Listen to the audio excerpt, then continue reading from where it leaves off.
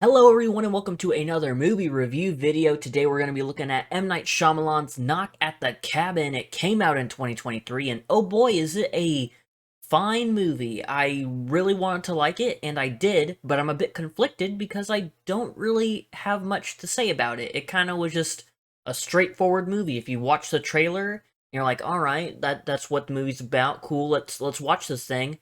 It's exactly what the trailer gives you. It's like these dudes are like, hey, bad things gonna happen. This family's like, no, please. And then just everything is so straight line through it. Like there might be a couple moments of like doubt or like, oh, M. Night Shyamalan twist incoming? Yeah, but no, it just, everything is straightforward. I'm sorry if that intro to this video is like pretty much spoilers if you haven't seen it, but it's not bad, but I just don't have much to say about it, which kind of sucks for a movie review related video, because I gotta talk about and go through the movie for like 10 minutes or so, but I don't have very many thoughts about it. The performances are all good. Big shout out to my boy Dave Bautista, because I'm a big wrestling fan, and Bautista being a very successful and very good actor is always awesome to see. Ron Weasley from Harry Potter, he's in this. He isn't in it for long, but he's there and he also does well. So I don't know if that intro and mini review was worth it, but let's just run down this movie and, talk about it a little bit, shall we? So we kick things off with a little girl named Wen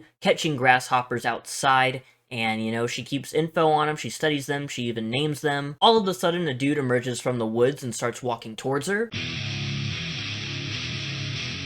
But he's no animal, his name is Leonard. Leonard wants to make friends with Wen and even helps her catch grasshoppers, and even though he seems like a pretty wholesome guy at first, it's still really weird to just walk up to a little girl and be like, I'd like to be friends with you. Maybe don't do that. They talk for a little bit and she brings up how she has two dads, Daddy Andrew and Daddy Eric. Leonard and Wen are playing with a flower that he found earlier and he reveals that his heart is broken because of what he has to do today. Why is it broken?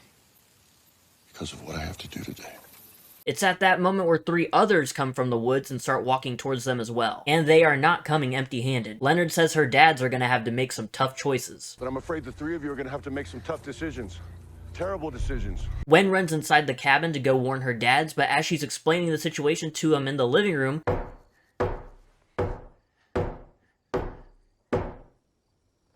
the four strangers come knocking at the door. They tell them that they're on vacation and would like to be left alone. When they go to call the police, it's revealed that the phone line was cut. Andrew threatens the intruders with a gun, but when that doesn't seem to work, they go ahead and try to barricade the doors. I guess they didn't barricade well enough because one of them is already in the house. Eric goes to fight her, but he falls down and the back of his head slams against the floor.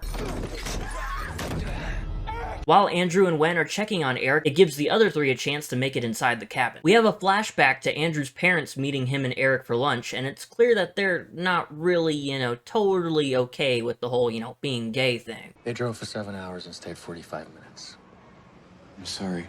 We get several flashbacks like this sprinkled throughout the movie, so I'll let you know when another one pops up. Eric finally comes to, but he has a concussion. After the intruders clean up a bit, Leonard calls all of them into the living room. It's at this point where all four of them start to introduce themselves. First up is Sabrina, and she's a nurse. Then Leonard is up next, and he reveals he's a second grade teacher. One of the members of their group, Redmond, wants to cut all this introduction bullshit. Hi there. I'm Redmond, and I like long walks on the beach. And I like beer. But Leonard sets him straight. And finally, there's Adrian. She's a cook, and she has two cats named Riff and Raph. Apparently, the four of them are there to prevent the apocalypse. Your family must choose to willingly sacrifice one of the three of you in order to prevent the apocalypse. You must then kill the one you choose. If they don't make a sacrifice, everybody will die and the world will end, just leaving those three to walk amongst the earth by themselves. Andrew says good luck with that, buddy, and he is set in his ways. They are not going to be making any sacrifices here. Apparently, they've all seen visions of things that will be happening. First, the cities will drown. Then a terrible plague will descend.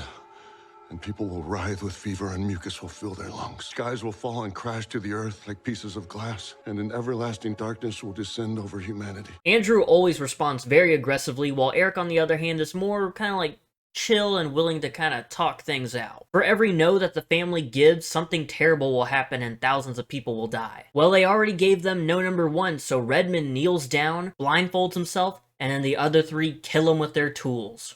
A part of humanity has been judged. This isn't real.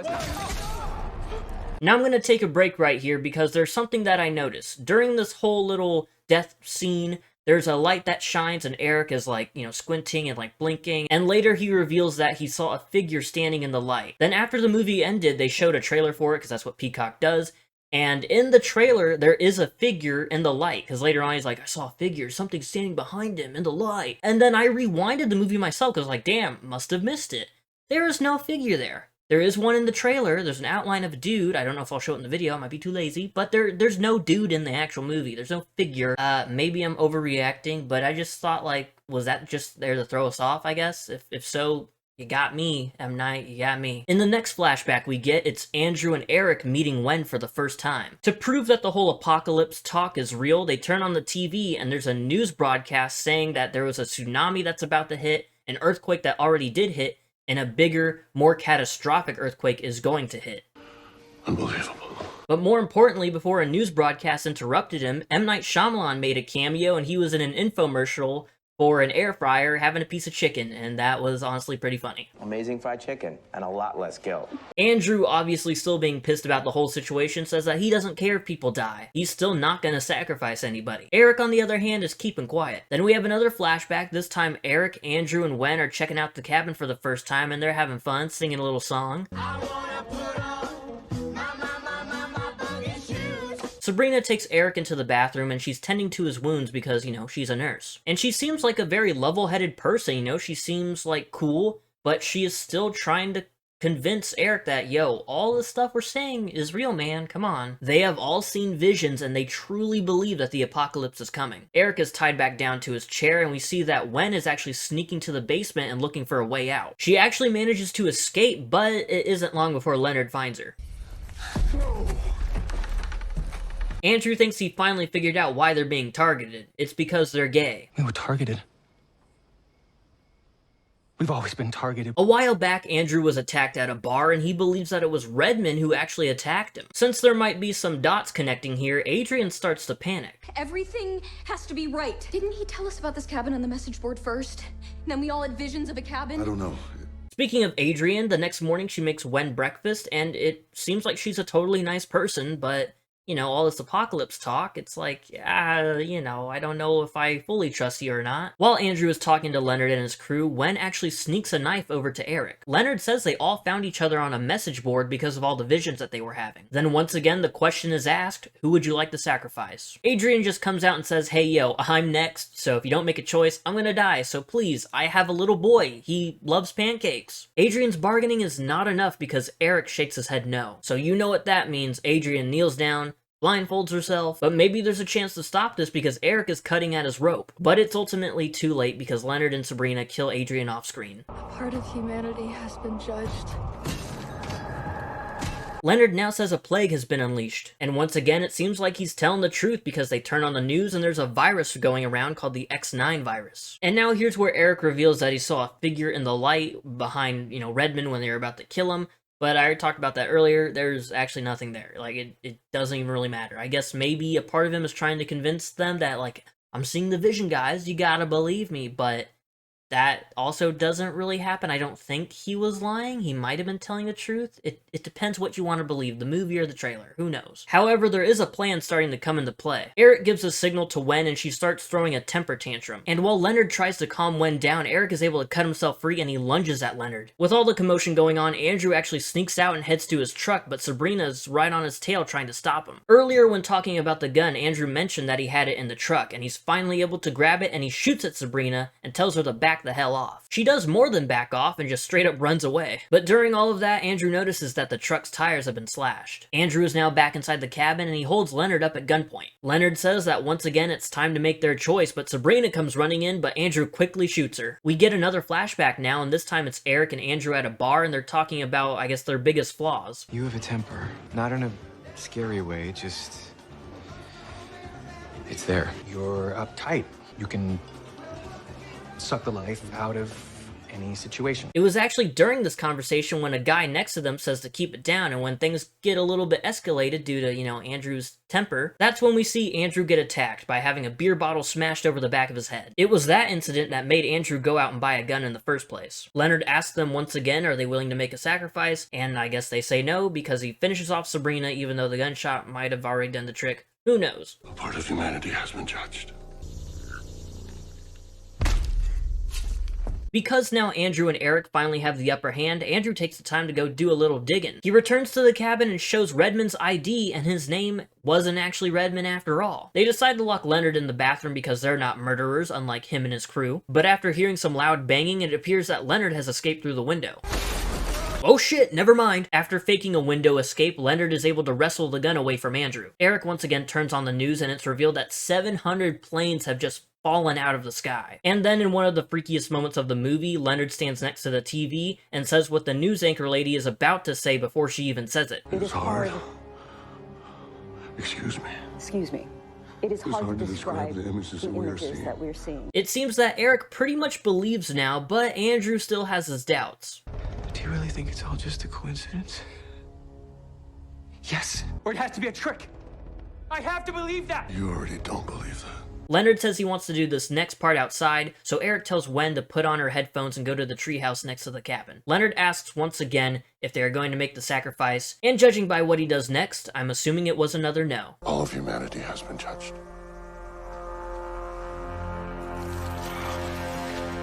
Dark clouds appear in the sky and lightning starts to strike. With the few minutes they have left, Andrew and Eric start debating with one another. Eric truly believes now that there's a reason all four of them showed up at their cabin. He connects some dots and says that Redmond was there for malice, Adrian was there for nurturing, Sabrina was there for healing, and that Leonard was there for guidance. They're the four horsemen of the apocalypse. Not to be confused with the four horsemen that do magic tricks. We are the four horsemen.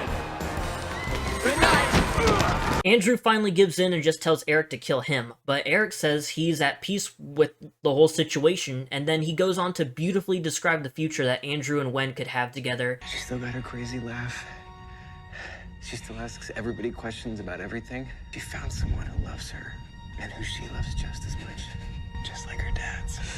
That was like a genuinely like sad and also like really beautiful moment. Andrew shoots Eric off screen and then goes to check on Wen. She takes her headphones off and asks if Daddy Eric saved everyone, and damn, that was just another really like brutal piece of dialogue. Did Daddy Eric save everyone?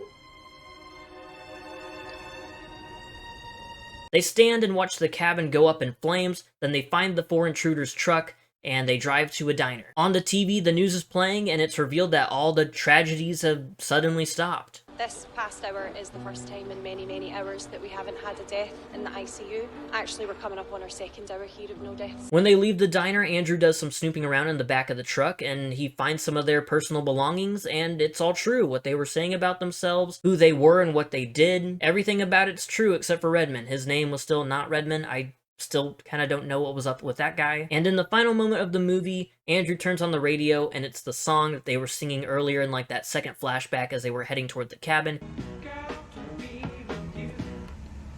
He turns the radio off because, you know, it's sad. But Wen turns it back on, but then realizes like, oh no, it's kind of a vibe killer, okay, and turns it back off. And then Andrew's like, why the hell not? Turns the radio back on, and they put on their boogie shoes and drive away.